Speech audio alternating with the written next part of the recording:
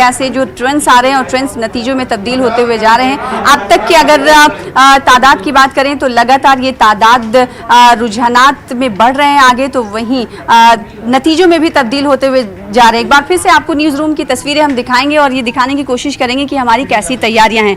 हमारे तमाम साथी यहाँ पर बैठे हुए हैं, कैसे इन तक इन्फॉर्मेशन पहुँचती है, इन्फॉर्मेशन के जरिए ट्रेंड्स जो दिखाई दे रहा है टीवी स्क्रीन पर, टैली के जरिए हम आप तक पहुँचा रही है। और ये टैली एकदम दुरुस्त है, क्योंकि न्यूज़ 18 के लिए ही कहा जाता है कि न्यूज़ 18 मतलब इलेक्शन टीवी। इलेक्शन टीवी जैसा कि हम पहले से ही सबसे पहले रहे हैं और सबसे सटीक रहे हैं, तो आज उसी रफ्तार को कायम और दायम करने पर हम आज फिर खरे उतर रहे हैं। और आप देख रहे हैं कि कैसे हमारी तैयारियां हैं। डीडीसी इलेक्शन भले ही इंतखाब छोटे हों, भले ही बुनियादी मसाइल के मुद्दे हों, क्योंकि देखिए न्यूज़ 18 उर्दू लगातार बुनियादी मसाइल को ही उठाता है। वो जो आवाम के सरोकार होते हैं, जो आवाम से जुड़े हुए मुद्दे होते हैं, तो आज आवाम से जुड़े हुए मुद्दे को लेकर जो डीडीसी इलेक्शन हो रहे हैं उस पर मुद्दे कौन से हावी रहे और सियासी मुद्दों ने कहां पर अपनी जगह बनाई, इस पर भी हम नजर बनाए हुए हैं। लगातार आपको टीवी स्क्रीन पर तस्वीरें भी दिखा रहे हैं न्यूज़ रूम के जरिए, और आप देख पा रहे हैं कि किस तरीके से हमारा सेटअप है। हमारे दरमियान राजेश रैना साहब जो कि ग्रुप एडिटर हैं, और किस तरह से इसकी शुरुआत हमारी कब से हुई, और हम ये देख रहे हैं कि जब से हम नंबर 1 थे आज भी हम नंबर 1 हैं। शुरू में हमने कहा था कि जो हमारी सटीक एक्यूरेट पॉलिसी रही है वो आज भी रही है और इस पर आवाम भरोसा करते हैं। ये कैसे मुमकिन हो पाता है सर? जी बिल्कुल, देखिए हमारी तैयारी तभी से शुरू होती है जब इलेक्शन कमीशन की तरफ से ऐलान होता है किसी भी इंतखाब का, चाहे असेंबली इलेक्शन हो, चाहे पार्लियामेंट इलेक्शन हो, चाहे लोकल बॉडीज़ इलेक्शन हो। और ये डीडीसी इलेक्शन चूँकि एक नए तरह के इलेक्शंस थे कश्मीर में, 370 हटने के बाद काफ़ी चैलेंजिंग भी थे, लेकिन उसके बावजूद जितने भी काउंटिंग सेंटर्स है इस ठिठुरती ठंड में हमारे जो टीम मेंबर्स हैं सभी काउंटिंग सेंटर्स में मौजूद हैं सुबह से 7 बजे से, और पल पल की जानकारी व्यूअर्स को हम दे रहे हैं।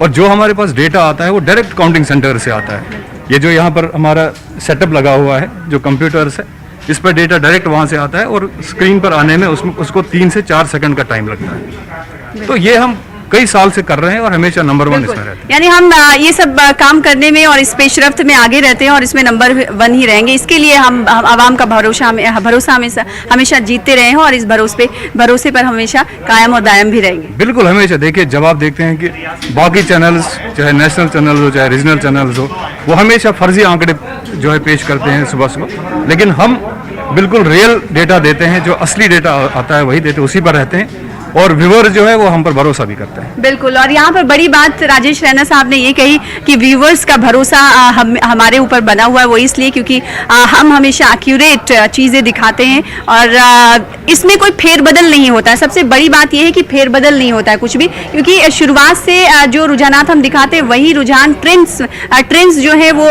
नताज में तब्दील हो जाते हैं, यानी कहीं कोई फेरबदल नहीं होता है। और हमने ये देखा है कि आज के दिन, इलेक्शन के दिन, कई और दिगर टीवी चैनल्स न्यूज़ 18 को लगा कर रखते हैं कि इनके यहाँ क्या चल रहा है। बिल्कुल, देखिए मेरे पास भी कई अभी दोस्तों के फ़ोन आए बाकी चैनलों से, उन्होंने बोला कि हम आपका ही कॉपी पेस्ट कर रहे हैं। तो हमने कहा चले अच्छी बात है कि आप लोग भी हम पर भरोसा करते हैं। और आप देखिए जो हम फ्रीज करते हैं हर इलेक्शन में अपनी टैली शाम को, अगले दिन इलेक्शन कमीशन भी वही टैली फ्रीज करता है, लेकिन बाकी किसी भी चैनल के आंकड़े सही नहीं होते हैं। बिल्कुल, तो ये अहम बात है और बड़ी बात है कि हमने भरोसा आवाम का जीता है, लेकिन भरोसे पर हमेशा खरे उतरना ये बड़ी बात होती है और चैलेंजिंग भी होता है। इस पर आपकी राय क्या है?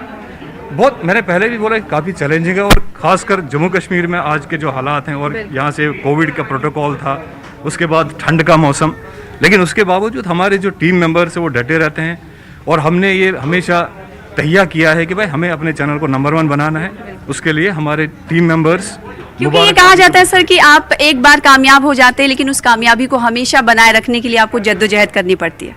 ये देखिए एक बार जब सेट फार्मूला होता है फिर उसी को रिपीट करना है। सिर्फ आपके पास डेडिकेटेड लोग होने चाहिए फील्ड में, अपने जो कुलीग्स हैं, और हमें उन पर फख्र है कि we are proud of all our colleagues जो इतने चैलेंजिंग हालात में काम कर रहे हैं। बिल्कुल, बहुत बहुत शुक्रिया सर हमारे साथ जुड़ने के लिए, और किस तरीके से रट तैयार होता है और इस पर हमारे साथियों की जिम्मेदारी किस हद तक होती है, इस पर तफसीलात बताए थे। चलिए कुछ और जो हमारे साथी हैं उनसे हम बातचीत करेंगे कि उन तक कैसे इन्फॉर्मेशन पहुंचती है और वो इस इन्फॉर्मेशन को कैसे आगे बढ़ाते हैं। सबसे पहले हम अरशद का रुख कर लेते हैं। अरशद हमारे साथ बने हुए। अरशद, आपको क्या जिम्मेदारी फराहम की गई?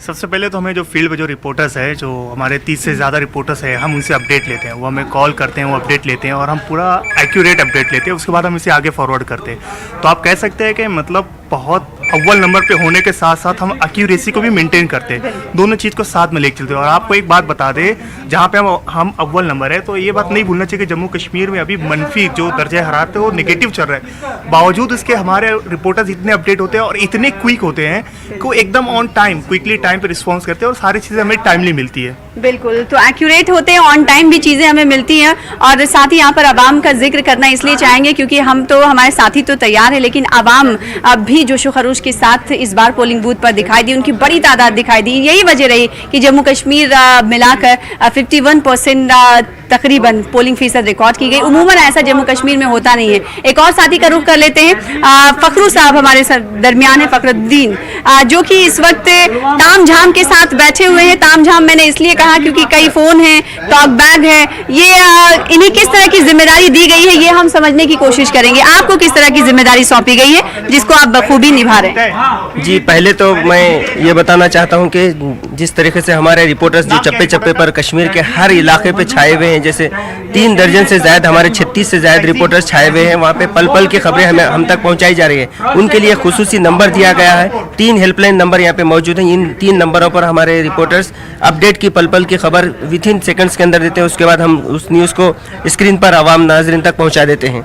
यानी कि कश्मीर के जो इंतखाबात है, इसकी सबसे पहले और सबसे सटीक जो नतीजा हमने दिया है न्यूज़ 18 उर्दू के हमारे नेटवर्क की तरफ से 9 बजे से, जब से इसकी काउंटिंग जो शुरू हो गई थी, 1.5 घंटे के अंदर हमने एनसी के कैंडिडेट आपके पास आएंगे। इस वक्त शौकत साहब हमारे दरमियान मौजूद है, कुछ अपडेट लेकर आए, पहले अपडेट अपने नाज़रीन तक पहुंचा देते। शौकत, ये बड़ी ब्रेकिंग ये है कि पामपुर से पीडीपी का कैंडिडेट जीत चुका है। तो इस वक्त की बड़ी खबर अपने नाज़रीन को दे दें, पामपोर से पीडीपी का कैंडिडेट यानी उम्मीदवार ने जीत दर्ज की है। तो इस वक्त की बड़ी खबर पीडीपी के लिए, अच्छी खबर, राहत भरी खबर, पीडीपी के कैंडिडेट ने, उम्मीदवार ने पामपोर से जीत दर्ज की है। इसके अलावा हाँ, बिल्कुल ये कि साउथ कश्मीर वैसे भी पीडीपी का गढ़ है, तो वहाँ से अगर वो जीत जाते हैं तो बड़ी बात है।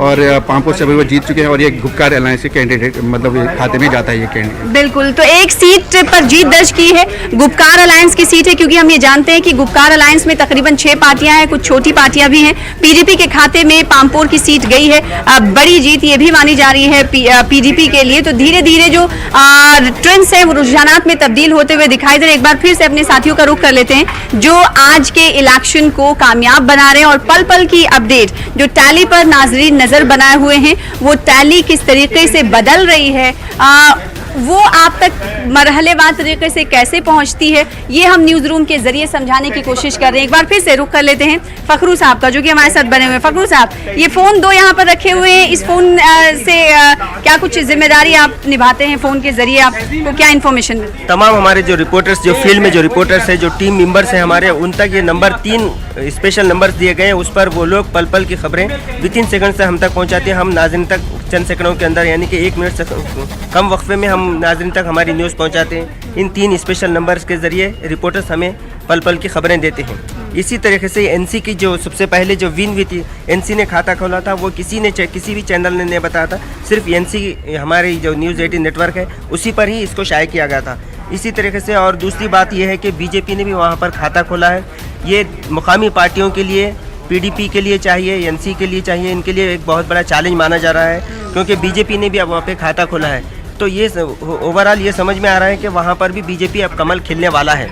बिल्कुल, तो बीजेपी के लिए कमल खिलने वाला है और श्रीनगर से हमने देख ही लिया कि बीजेपी के नतीजे क्या कुछ रहे। चलिए आगे बढ़ लेते हैं।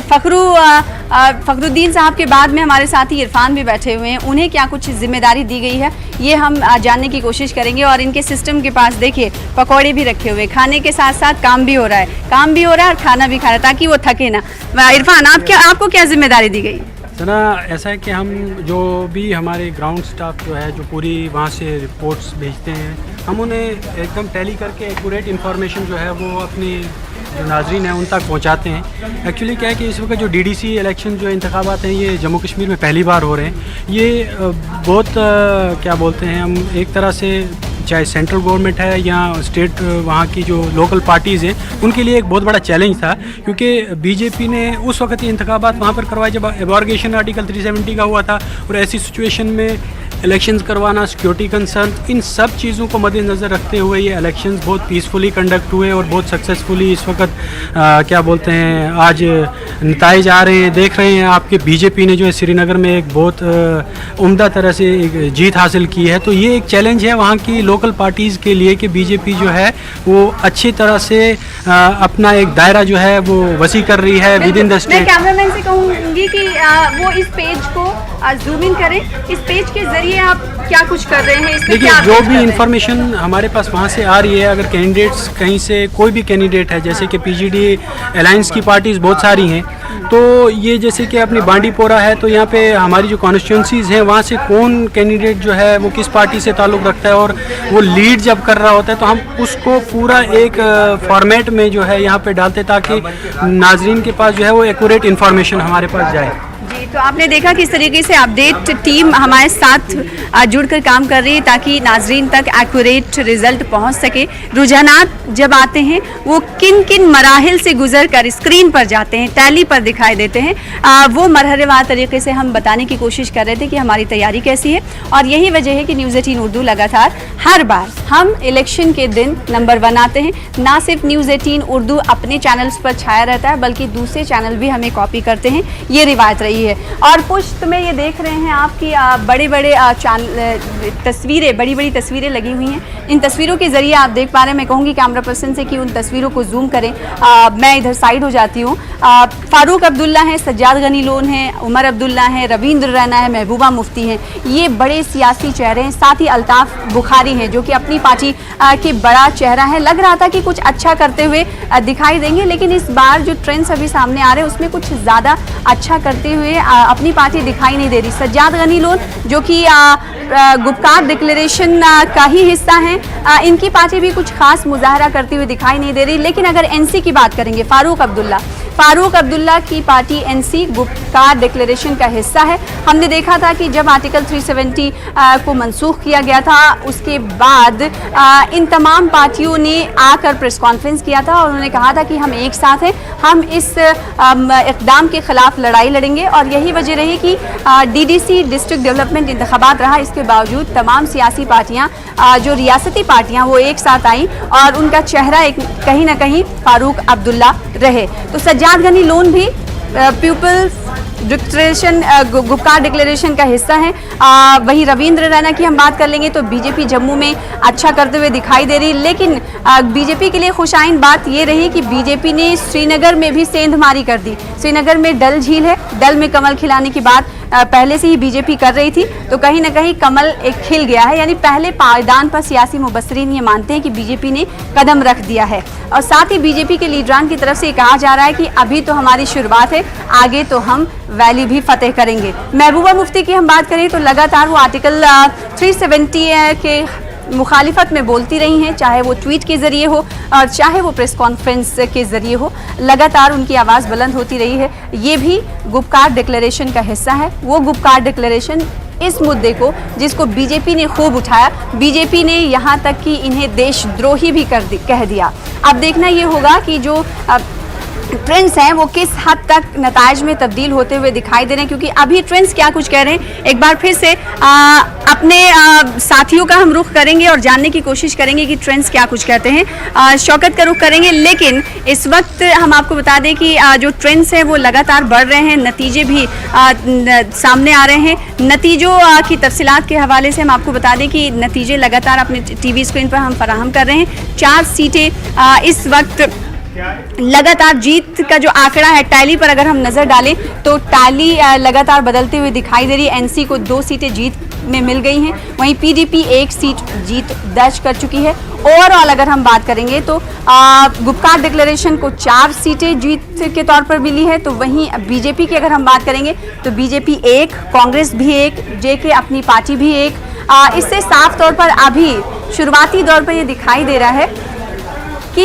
गुपकार डिक्लेरेशन बेहतर मुजाहरा करती हुई दिखाई दे रही है। अगर लीडिंग पोजीशन की हम बात करेंगे तो लीडिंग में भी गुपकार डिक्लेरेशन अव्वल नंबर पर फायज है। वही बात अगर हम दूसरी पार्टी बीजेपी की करें तो दूसरे नंबर पर पार्टी बीजेपी दिखाई दे रही है मुनज़्ज़ा।